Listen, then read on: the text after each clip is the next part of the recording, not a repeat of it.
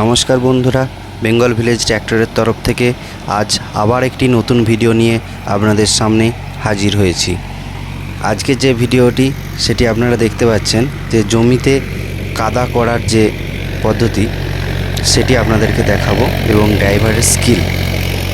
এই গাড়িটি চলছে 1700 RPM, মিডিয়াম 2 নম্বর গিয়ার।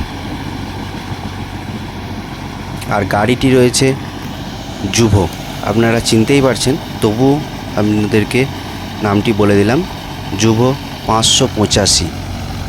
টেক প্লাস নয়, কিন্তু প্রথমের দিকের যে মডেলটি ছিল সেটি। তো যে রোটারটি এতে লাগানো আছে 72 ফাল রোটার দেওয়া আছে ট্র্যাক্টরটিতে, বেঙ্গলের রোটার। আমি যে উপলব্ধি করছি যে যুভো গাড়িতে ফিটিংয়ের একটু প্রবলেম আসছে আমার মনে হয়েছে। তো আমি এটাতে শক্তিমান বা ম্যাসিও তোলার চিন্তাভাবনা করছি। তো আপনারা জানাবেন কার কী মনে হচ্ছে। তো আমার মনে হয়েছে বেঙ্গল রোটারের চেয়ে শক্তিমান রোটার যারা চালাচ্ছে এতে ভালো ফিটিং হচ্ছে। প্রথমের দিকে যারা বেশিরভাগই এই গাড়ি নিয়েছে বেঙ্গল রোটারই দিয়েছিল, কিন্তু পরের দিকে কোম্পানি থেকে দেখছি আমাদের লোকালে সকলকে শক্তিমান রোটারই বেশিরভাগ প্রোভাইড করছে। তো তাদের যে গাড়ির লোড তাতে মনে হচ্ছে যেন কম হচ্ছে।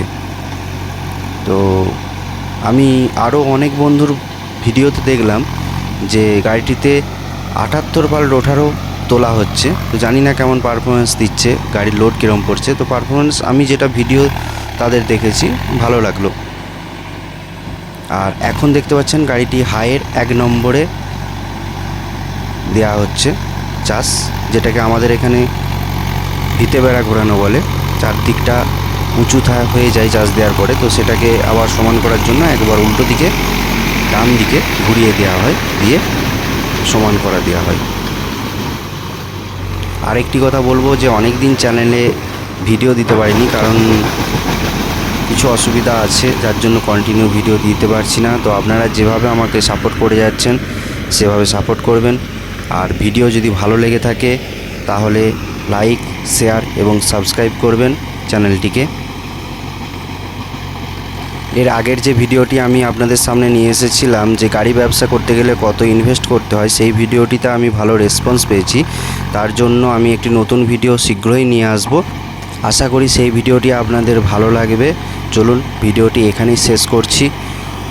সকলে ভালো থাকবেন, সুস্থ থাকবেন।